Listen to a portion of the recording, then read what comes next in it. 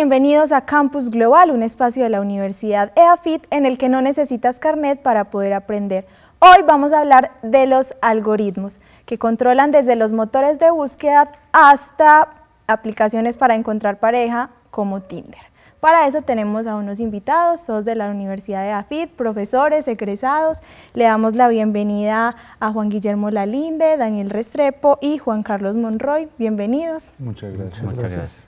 Bueno, Daniel, empecemos contigo. Explícanos qué es un algoritmo. Bueno, de la manera sencilla, un algoritmo simplemente es seguir una serie de pasos para lograr un resultado esperado, ¿cierto? Y que se pueda repetir de manera infinita o simplemente es eso. Esa es como la versión sencilla de la... ¿Y la versión como moderna? Pues la versión moderna que utilizamos en computación es que utilizamos un programa donde el cual vamos, digamos, poniendo toda la lógica de programación también orientada en esos pasos para obtener un resultado que haga la computadora. En este caso, los algoritmos también pueden tener como parámetros de entrada que son como la manera que se alimentan para que esa respuesta tenga unas condiciones específicas. Entonces esa es como la versión un poquito más, digamos que orientada al tema de la computación. Juan Guillermo, entonces el cerebro de nosotros también funciona como con algoritmos. Bueno, esa pregunta es una pregunta, digamos, abierta. De hecho, hay dos grandes escuelas de pensamiento que hablan de inteligencia artificial dura, inteligencia artificial blanda, donde una de ellas dice el ser humano, el cerebro humano, funciona como un computador, por lo tanto los computadores pueden reemplazar a la humanidad, y la otra dice el cerebro tiene mayores capacidades que un computador y por lo tanto un computador nunca va a poder ser tan inteligente como un ser humano. Entonces, realmente cuando uno habla de computación y en el sentido en que lo hablaba Daniel, un algoritmo es una serie de pasos, una serie de instrucciones. Yo simplemente adicionaría una cosa que es importante para lo que estoy mencionando y es que son no ambiguas, o sea, no hay que pensar para llevarlo a cabo, sino simplemente es una instrucción clara que no tiene ningún tipo de ambigüedad. Entonces, obviamente, cuando uno lo plantea en el sentido de el cerebro humano funciona como un computador o no, está hablando de cuál es la naturaleza del funcionamiento del cerebro humano. Y ese es un tema que en este momento apenas estamos empezando a explorar. El gobierno americano tiene un proyecto para tratar de decodificar el funcionamiento del cerebro humano y precisamente la semana pasada estaba leyendo, la Universidad de Oxford sacó un documento que es una guía de mapa para cómo construir un cerebro artificial y es el tipo de investigaciones que se están haciendo. Pero es una pregunta abierta, en este momento no tenemos ninguna respuesta de sí o no. Que lo más particular es que es una pregunta que tiene que ver también con la naturaleza del ser humano. O sea, los computadores van a poder ser humanos porque tienen el mismo principio de funcionamiento de nuestro cerebro o simplemente van a ser máquinas porque nuestro cerebro tiene una capacidad de funcionamiento que no la pueden lograr los computadores. Juan Carlos, digamos, para contextualizarnos un poco más, que nos des un ejemplo de un algoritmo que haga nuestra vida en este momento mucho más fácil. Yo no sé qué tan fácil puede ser a veces, pues, hay muchos algoritmos que nos pueden hacer la vida más fácil, pero hay uno que nos la hace mucho más interesante y está en el día a día de todos y es cómo aparece la información en los muros de las redes sociales que seguimos. ¿Qué define qué te gusta o qué no te gusta? ¿Cómo haces cuando estás escogiendo, cuando estás entrando a ver una noticia, estás entregando un comportamiento? Pero ese comportamiento realmente, lo que estamos haciendo es entregando una acción. Y esa acción, como decía Daniel, de acuerdo a unos pasos específicos, te va entregando una respuesta. El algoritmo del día a día para nosotros son las redes sociales. ¿Cómo hacemos para que te digan, tal vez deberías conocer a esta persona? Tal vez te interesan estos contenidos. Cuando entramos, por ejemplo, a Netflix y te dice, basándose no solamente en lo que estás siguiendo, ¿cierto? O en lo que estás viendo, sino también en otro tipo de comportamientos, tal vez te gustaría ver esto. Entonces, en el día a día funcionamos con cientos de algoritmos que ya para nosotros son muy transparentes, que incluso nos lo hacen más fácil a veces. Escuchar una canción, descubrir una canción, ver cuál es la mejor ruta.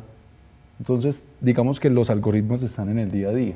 Entre más inteligente sea esa respuesta, mejor nos puede, o sea, entre más inteligente sea esa respuesta, más inteligente sea esa, digamos, esa manera en que nosotros interactuamos con los algoritmos, mejor va a ser la respuesta y mejor va a ser esa inteligencia que nos va a entregar. Bueno, como bien dice Juan Carlos, los algoritmos se encuentran día a día, casi que ni siquiera los percibimos ni sabemos que lo que estamos haciendo es gracias a un algoritmo, pero para ustedes dos, ¿quién se encuentra detrás de ese algoritmo? ¿Necesitan supervisión o son totalmente automáticos? Bueno, digamos que yo empiezo respondiendo.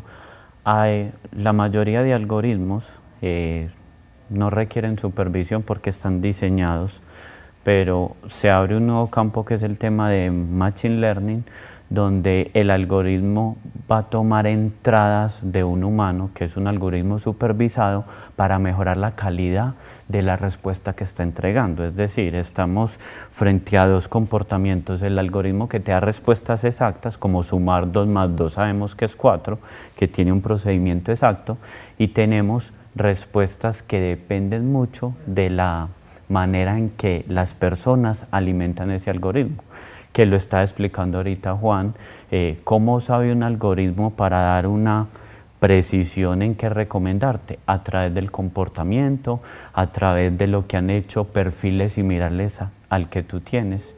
Entonces digamos que ahí tenemos como esas dos facetas. Yo quiero aprovechar para una cosa que es la siguiente. Simplemente para lanzar una pregunta para que los televidentes piensen y reflexionen. No tengo respuesta ni les voy a dar la respuesta, pero es la siguiente. Hablamos de que un algoritmo es una secuencia de pasos para solucionar un problema. Un ejemplo sencillo es el cubo de Rubik. Para el cubo de Rubik hay un algoritmo que permite solucionarlo. Una persona que soluciona el cubo de Rubik porque siguió el algoritmo, ¿es una persona inteligente o no es inteligente? Lo que quiero decir acá es que cuando uno habla de un algoritmo ya hay una secuencia de pasos que está establecida, donde al no haber ambigüedad no hay que pensar sino simplemente seguirlas. Y la pregunta grande que surge es: ¿las cosas que se hacen utilizando algoritmos son inteligentes o no son inteligentes? Eso lo pego con el tema que hablamos ahora de si el cerebro humano funciona como un computador o no. Pero lo que quiero llamar la atención es lo siguiente, que muchas cosas que en el pasado considerábamos actividades inteligentes, el día de hoy ya no se consideran inteligentes. La gente de mi generación, cuando estudiábamos trigonometría, teníamos un librito pequeño que era una tabla de funciones trigonométricas y logaritmos. Entonces, cuando había que calcular algo, simplemente uno buscaba y ahí estaba el valor, y estaba el valor de las funciones seno, coseno, etc. Esos se calculaban a mano, ese libro se calculaba a mano, que estamos hablando de que las calculadoras que nosotros utilizamos son creadas en el 70, antes del 70 no existían esas máquinas, la computación es de finales de los 40, entonces estamos hablando de tecnología muy nueva. En esa época, y se refleja incluso en una película que era la de Talentos Ocultos, donde en la NASA, en la época de los lanzamientos a la Luna, tenían un montón de gente realizando cálculos manualmente para determinar cuáles eran las trayectorias óptimas. Actualmente ya esos cálculos no solo no los consideramos actividades inteligentes, sino que los realiza una máquina, ¿no es cierto? Entonces, cuando hay un algoritmo, el algoritmo trabaja de manera siguiendo esos pasos, el computador sigue esos pasos, y la pregunta en términos de la supervisión o no supervisión nos lleva a pensar si el algoritmo está formulado o está diseñado para que resuelva siempre ese problema de manera adecuada, o si lo que tenemos es una aproximación a resolver el problema. En el ejemplo que ponía Juan Carlos, por ejemplo, los algoritmos que se utilizan en redes sociales van evolucionando. ¿Por qué? Porque realmente en este momento no tenemos la certeza de decir este algoritmo es el que es capaz de recomendar el mejor contenido o el mejor amigo, sino que es un proceso de aprendizaje. Parte de ese aprendizaje se hace automáticamente con lo que llamamos aprendizaje de máquinas, pero parte de ese aprendizaje también es para las personas que están creando los algoritmos, donde decimos, tenemos esta realimentación, a la gente le gustó o no le gustó, y entonces puedo evolucionar el algoritmo. Entonces, si la pregunta me la hubieras hecho hace 30 años, te hubiera dicho, el algoritmo funciona sin necesidad de que nadie lo supervise. Pero las necesidades actuales y la forma como utilizamos los algoritmos en el mundo actual, creo que obligan a que en muchos casos, sobre todo cuando no hay una certeza de que esa es la mejor solución para eso, tiene que haber un proceso de supervisión y de revisión permanente para mejorar las cosas. Bueno, entonces ahorita hablábamos de las redes sociales, entonces voy a traer aquí el caso de Cambridge Analytica, que utilizó un algoritmo que creaba perfiles psicológicos de los usuarios de Facebook a partir solo de sus interacciones. Entonces, con 10 me gusta era capaz de deducir qué tipo de persona eres mejor que tus compañeros de trabajo. Con 150, más preciso que tus padres. Y con 300, más preciso que para predecir la personalidad que la que dice tu pareja. Entonces, dicen que esta información fue utilizada para la campaña de Donald Trump, para crear propaganda para esta campaña. Entonces, me surge la pregunta, si puede ser tan preciso un algoritmo y si podemos decir que el éxito de esta campaña se debió precisamente a este. Yo te voy a contar una anécdota que que la vi en un programa que están entrevistando al presidente Obama. Él hizo un ejercicio social.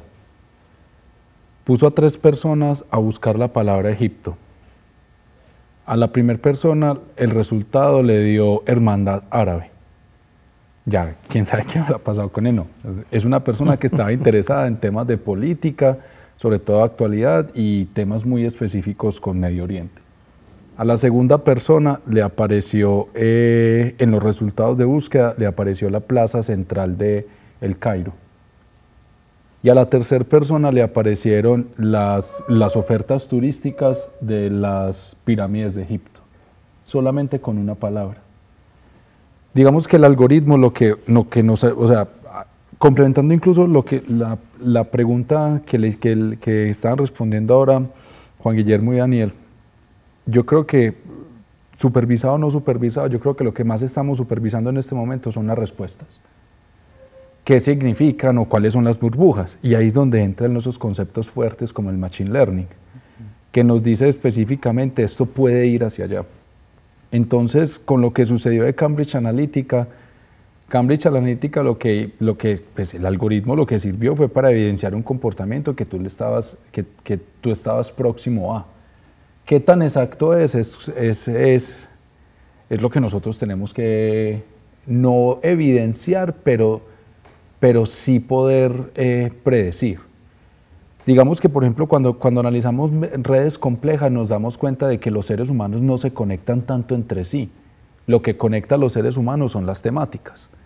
Hay un caso muy particular y es que las familias se conectan si los domingos van donde la abuela, y cuando la abuela ya no está, las familias se empiezan a disipar. ¿Qué hace que tu hermano sea tu mejor amigo, tu hermana sea tu mejor amiga? Que tienen algo en común, y no es solamente la familia, tienen otras temáticas que los conecta más. Entonces, digamos que ya estamos empezando a comprender que nosotros hacemos parte de muchas redes. Entonces, lo que leía, incluso en un caso, lo que pasaba en Cambridge Analytica, era que ellos lo utilizaron, o sea, utilizaron ese nivel de asertividad en una parte de tu personalidad para poder evidenciar qué tipo de información tenían que entregarte, con qué tipo de palabras y incluso exclamaciones para poder generar un mensaje de respuesta.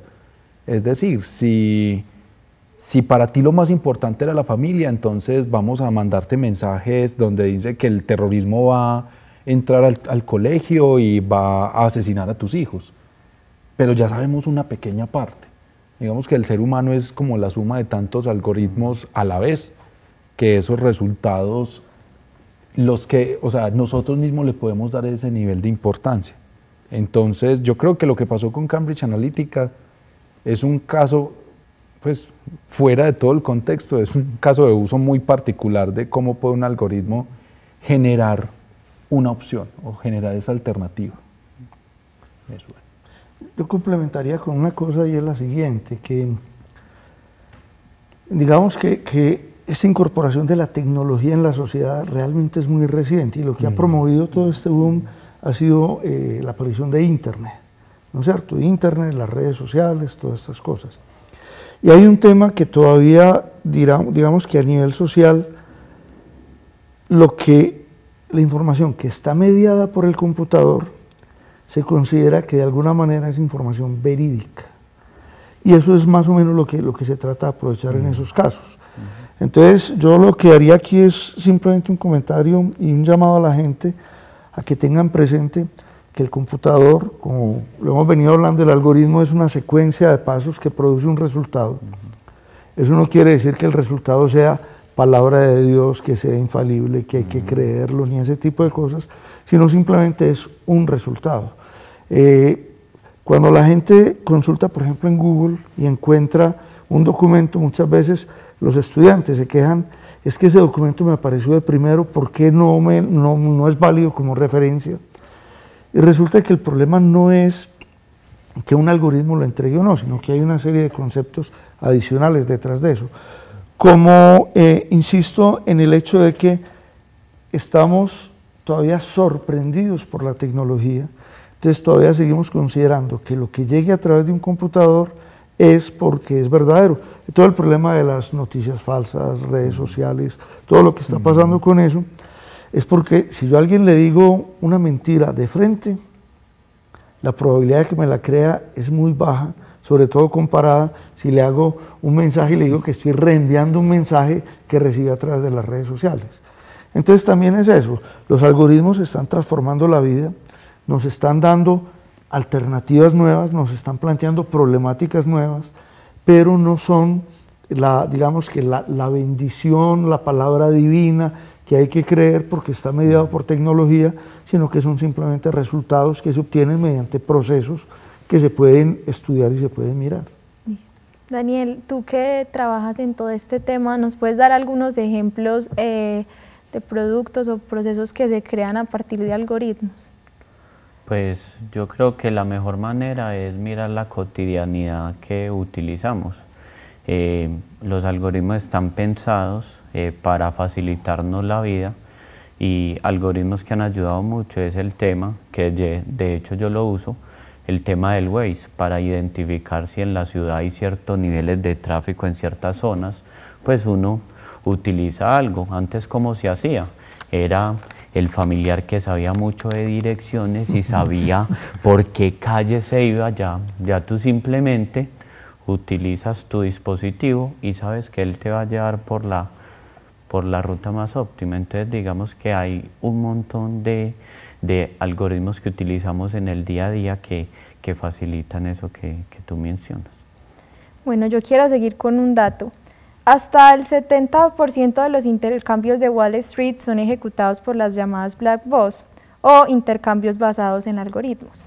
Le estamos entregando responsabilidades muy grandes a los algoritmos, para los tres, que quieran empezar. A ver, yo empiezo con lo siguiente. Insisto en lo que planteaba ahora de que el algoritmo no es simplemente una serie de pasos para resolver un problema. Entonces, hay responsabilidades muy grandes que están delegadas en los algoritmos. Eso es innegable. Los aviones modernos vuelan, inclusive los aviones de guerra es mucho más claro, vuelan porque existe la computación, porque ni siquiera son aerodinámicamente estables ni nada de esas cosas, sino porque hay un programa que está ajustando permanentemente todo lo que pasa ahí. Muchos de los tratamientos médicos, sesiones de radioterapia, las radiografías, todo eso está controlado por un algoritmo, qué es lo que pasa, y con unos niveles de precisión que no puede tener un ser humano. En aviónica, un avión para estar volando tiene que estar revisando todos sus sensores más o menos cada 20 milisegundos. 20 milisegundos es menos que el tiempo que transcurre entre que el semáforo pase de rojo a verde y el conductor sea consciente de que ya el semáforo está en verde. Entonces, en un avión militar que tiene esas condiciones, es imposible que el piloto sea capaz de responder a esa velocidad. El problema de delegar la responsabilidad tiene que ver no con que sea un algoritmo o no sea un algoritmo, sino con cuál es el nivel de certeza que tenemos sobre los resultados que produce el algoritmo. Doy un ejemplo. Si yo tengo que hacer una planta de purificación de agua y voy a echar el cloro, y hay un algoritmo que controla el funcionamiento de la máquina y tengo un modelo que me garantiza que efectivamente la cantidad de cloro que le va a echar es la cantidad apropiada, lo utilizamos y lo utilizamos permanentemente en las plantas de tratamiento de aguas, etc. Pero si a mí me dijeran que ese algoritmo a veces echa la cantidad que es, pero que a veces puede echar más y a veces puede echar menos, esa decisión no la podría delegar en el algoritmo. Tendría que ver a alguien que supervise eso por el impacto que tiene. Entonces, cuando uno tiene algoritmos que está demostrado, y por demostrado me refiero matemáticamente, que resuelven un problema de manera óptima, podemos delegar la responsabilidad sin ninguna preocupación, porque tenemos la solución óptima. Pero cuando no se da eso, lo que tenemos que entrar a mirar es cuál es el nivel de certeza que se tiene y cuál es la implicación de esas decisiones, ¿no es cierto? Si yo tengo una máquina que le va a echar azúcar al café y a veces se pasa en 1 gramo de azúcar, pues el efecto no va a ser muy grande. Pero si yo tengo un sistema de purificación de agua y puede que en lugar de purificar el agua la transforme en agua venenosa, entonces obviamente no lo podría utilizar. Con esto lo que quiero decir es que el problema no es delegar la responsabilidad al algoritmo, el problema es cuándo delegar la responsabilidad. Y no solo se aplica en los algoritmos. Cuando una persona responsable de un tema le delega responsabilidad a otra persona, está confiando en que esa persona lo puede llevar a cabo. Yo no puedo delegarle la conducción de un vehículo a un niño de 5 años. ¿Sí? Entonces, el problema no es si es un algoritmo o no un algoritmo, sino que cuando se le delega una responsabilidad, que efectivamente tengamos la certeza de que esa responsabilidad la puedo delegar porque funciona apropiadamente, ¿no es cierto? Y ahí entra, ligándolo nuevamente con la pregunta anterior, entra lo siguiente: el hecho de que sea un programa computacional, un algoritmo, el que esté controlando algo, no quiere decir que yo pueda confiar 100% en eso. Tengo que mirar cuál es el nivel de precisión que obtengo en lo que él está calculando, lo que está produciendo. Juan Carlos, digamos, ¿nos podrías dar un ejemplo de cómo han cambiado los métodos de consumo, ya que tú trabajas más en el área de mercadeo, gracias a los algoritmos? Hay uno muy particular, el precio dinámico. O sea, pues cuando estábamos hablando, por ejemplo, en Uber, muchas veces hay diferentes metodologías, métodos pues, digamos que para construir un modelo de precio.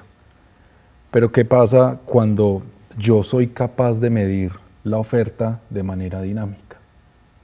Entonces se empieza a desarrollar un nuevo modelo, partiendo de algoritmos, que es el precio dinámico, o la tarifa dinámica como se conoce en Uber. ¿Qué pasa si yo llevara, que ya se están empezando a desarrollar estos experimentos, como por ejemplo en Amazon Go, en la tienda, donde yo puedo ver en tiempo real cuál es digamos, cuál es la oferta o cuál es la demanda real que hay, por ejemplo, de esa ensalada que tienes ahí? Si hay mucha demanda, el precio puede subir automáticamente. Si hay poca demanda, yo puedo bajar el precio y crear una oferta por un tiempo limitado. Pero por un tiempo limitado no es por hoy, es por 52 minutos, es por 48 segundos, o es por 2 o 4 horas, o es por 1 o 2 días. Digamos que cuando estamos hablando ya de oferta y demanda, los algoritmos nos han permitido desarrollar un concepto mucho más exacto. Y llevando eso a términos más grandes, Cuando lo hablamos de consumo, incluso empezamos a desarrollar modelos ya más de analítica predictiva y prescriptiva, que me permite a mí incluso construir o predecir mi propia demanda, saber qué va a pasar más allá. Eso desde el lado de las marcas, por ejemplo. Ahora, ¿qué pasa desde los consumidores? Cuando tienes un consumidor que está hiperinformado constantemente, empezamos a desarrollar elementos que me permiten a mí construir estrategias para poder, para poder desarrollar filtros mucho más efectivos de acuerdo a esa personalidad. Hay uno que es muy común, que son las preguntas que se hacen en Google. O sea, es una pregunta muy particular. ¿Usted es machista? Puede que hay gente que diga que sí, puede que hay gente que diga que no. Pero esas mismas personas puedes coger el teléfono y preguntar en Google, ¿un niño debería ser? ? Te responde Google. Y Google responde de acuerdo a tus términos de búsqueda. Eso no quiere decir que seas machista o no, ¿cierto? Eso quiere decir que pudiste investigar sobre un tema que salió en el periódico. En mercadeo en estos momentos estamos desarrollando estrategias que nos permitan controlar esa capacidad de información que puede recibir una persona. Y eso nos va a simplificar la manera en cómo estamos consumiendo información y que podamos, digamos, seleccionar la información a la cual queremos llegar para obtener el mejor resultado posible. Que nos impacte no solamente en cómo consumo información, sino cómo consumo productos y servicios que hay alrededor. Como a mí me gusta este tema, me va a llegar una promoción de este tema por este tiempo específico. Como por ejemplo los planes de fidelización. Una cosa es Juan Guillermo, que debe viajar X cantidad de veces a los países más nórdicos del mundo, ¿cierto? Y otra cosa soy yo, que estoy aquí en la universidad, ¿cierto? Mi plan de fidelización en una aerolínea debería ser completamente diferente. A mí me deberían mostrar la zanahoria a esta distancia, no allá de esa distancia. Pero entonces, ¿cómo debo calcular esa distancia? Incluso desde la fidelización, desde la segmentación, estamos trabajando desde hace muy poco, relativamente, porque, como decíamos ahora, los algoritmos en ciencias sociales apenas están entrando y los resultados los hemos visto. Preguntaba para Daniel y Juan Guillermo. ¿Cuál creen que es el futuro de los algoritmos? Porque ahora lo vemos en todas partes, pero como que no me imagino en qué más puede estar o qué otros trabajos podría reemplazar. Pues el futuro del algoritmo está muy orientado hacia el objetivo que tiene el algoritmo. Normalmente los algoritmos nacen de necesidades humanas, ¿cierto? Y muchas veces los algoritmos están orientados a optimizaciones. Entonces, si tú me dices el futuro de los algoritmos, ¿dónde va a estar? Es en esos mercados o en esos momentos del ser humano donde todavía falta optimizar cosas. Lo que decía Juan, retomando el tema de la inteligencia, hay un montón de cosas que ahorita hacemos que creemos que es como una inteligencia de cada ser humano, pero si podemos llegar al punto de que eso lo haga un algoritmo, pues ya no nos tendríamos que preocupar. De hecho, salen cosas como, ay, usted es ingeniero y le olvidó multiplicar, y es porque se acostumbra uno tanto a utilizar algoritmos que hay veces como que hay personas que dicen, ay, ¿cómo es que se hacía esto? ¿Cómo era que se hacía esto? Se le acaba la batería del Waze y entonces ¿en dónde estoy ahora? ¿Cierto? Entonces digamos que el futuro de los algoritmos yo lo veo en eso, en optimización de cosas para el ser humano y mercados donde actualmente falta avanzar.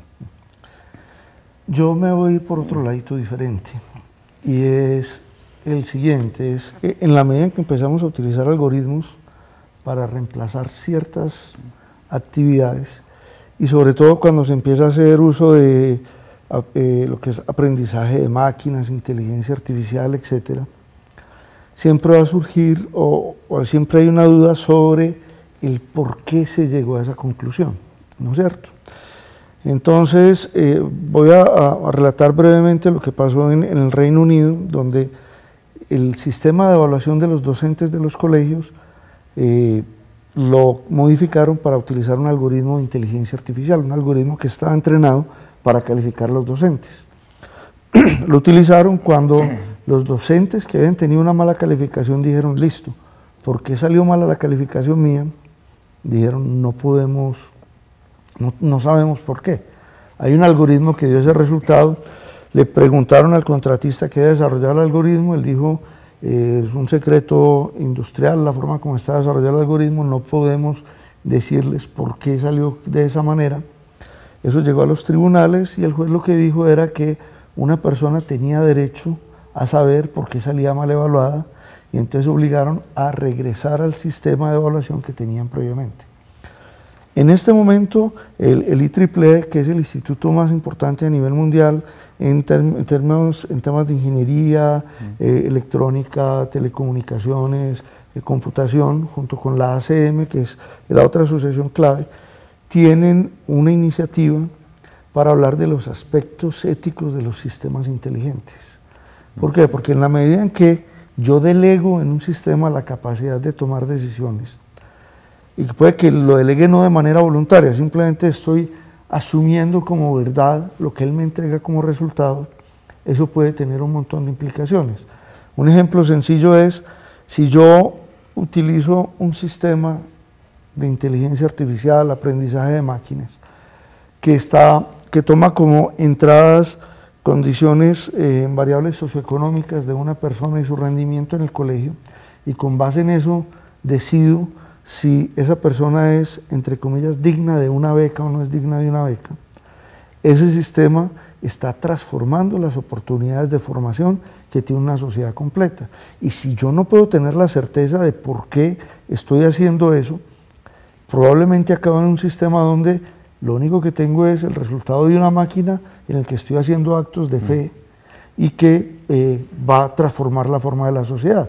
Es más, en este momento hay todavía mucha inquietud, por ejemplo, en los algoritmos de recomendación que utiliza Amazon, etcétera, que como aprenden de la forma como los usuarios interactúan, replican comportamientos que consideramos que no deberían ser replicables como sociedad.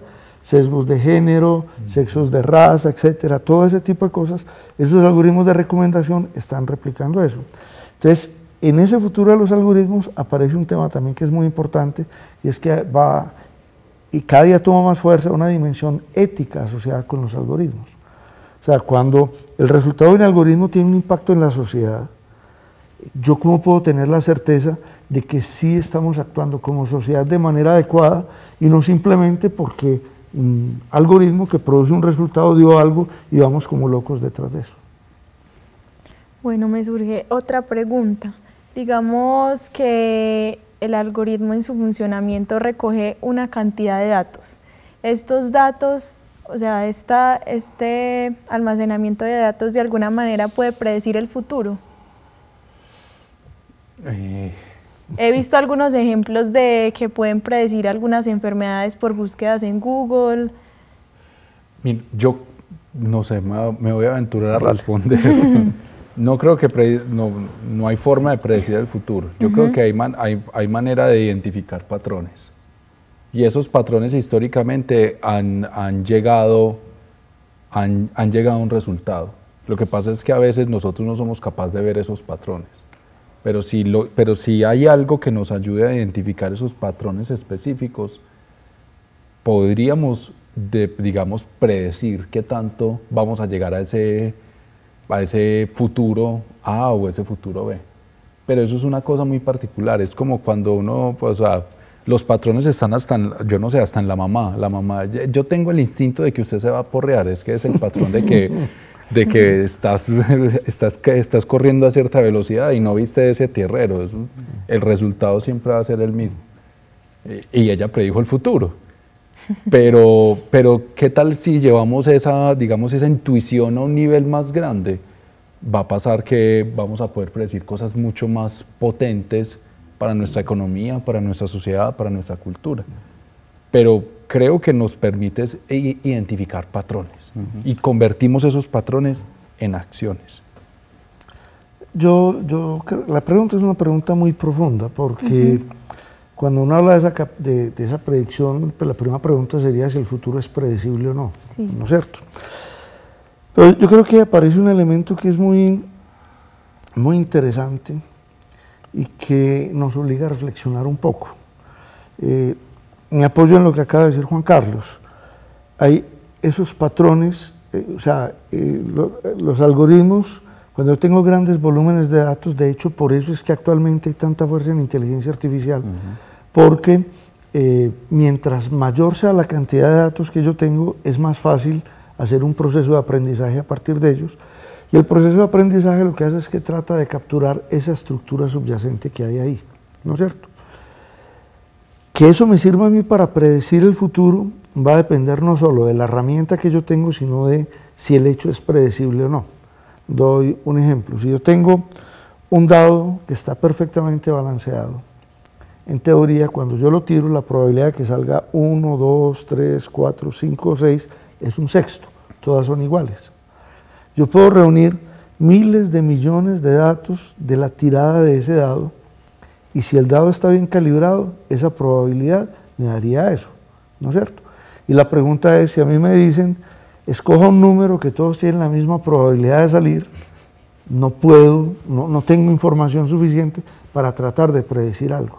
Entonces, esa capacidad de predecir a futuro también tiene que ver con el hecho de que seamos capaces de encontrar esas estructuras subyacentes que es la que dan origen a la aparición de esos patrones, ¿no es cierto?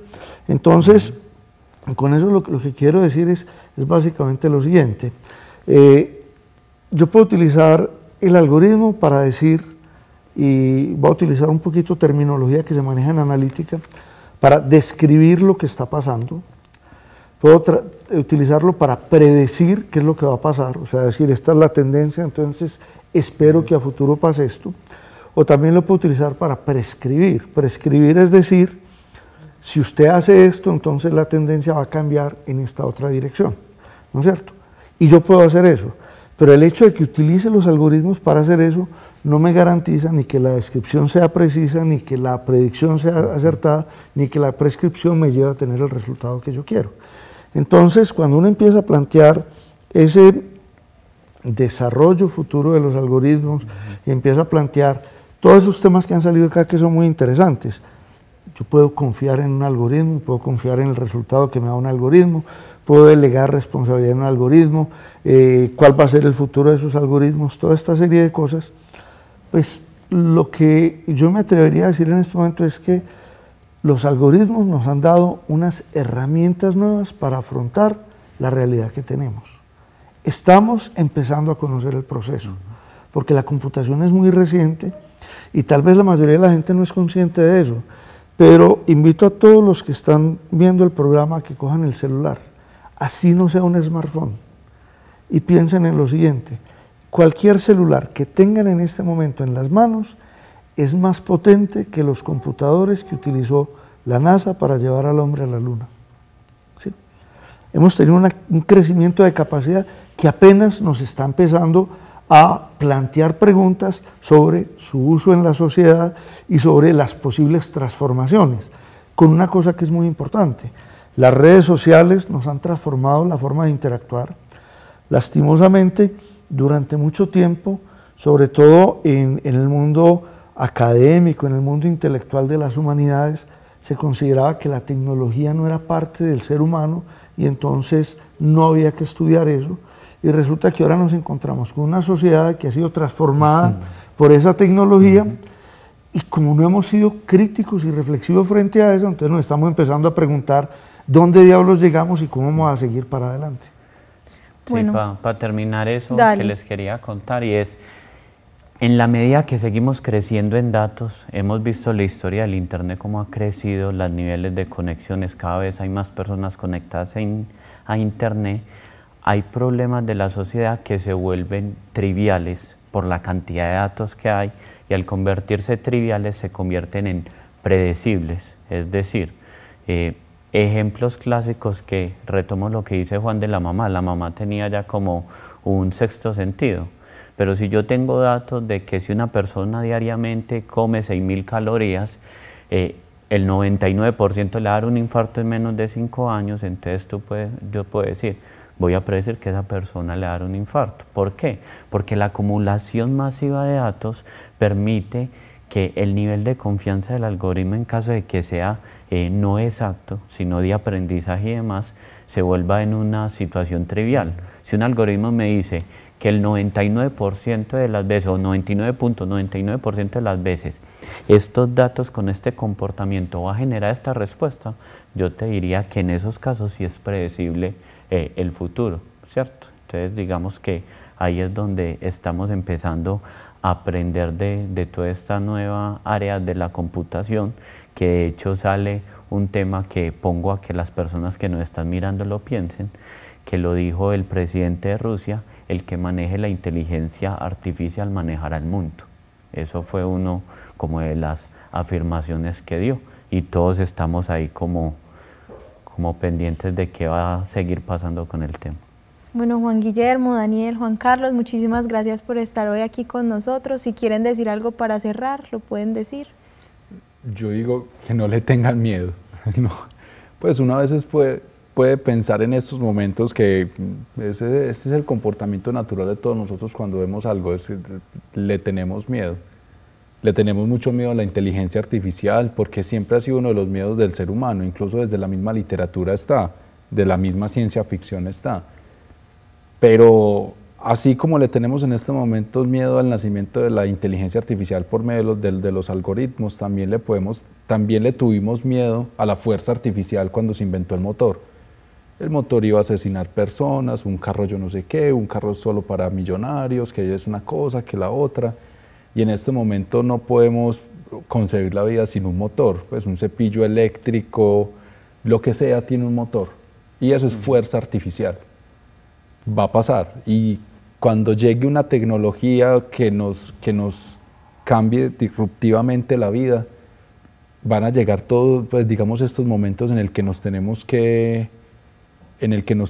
que como ajustar.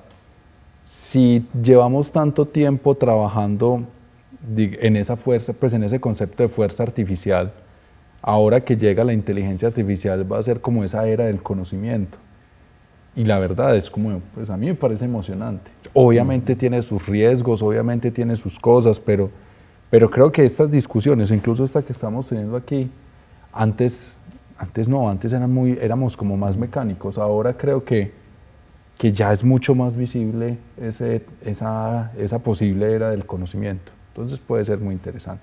Bueno, y antes de terminar el programa, Campus Global se planteó la siguiente pregunta. Si usted desde su celular pide un Uber completamente autónomo y este se choca, ¿quién responde? El algoritmo. Para eso nos va a responder un abogado de la Escuela de Derecho. En ese caso, lo que pasaría es que nos enfrentaríamos a un problema legislativo.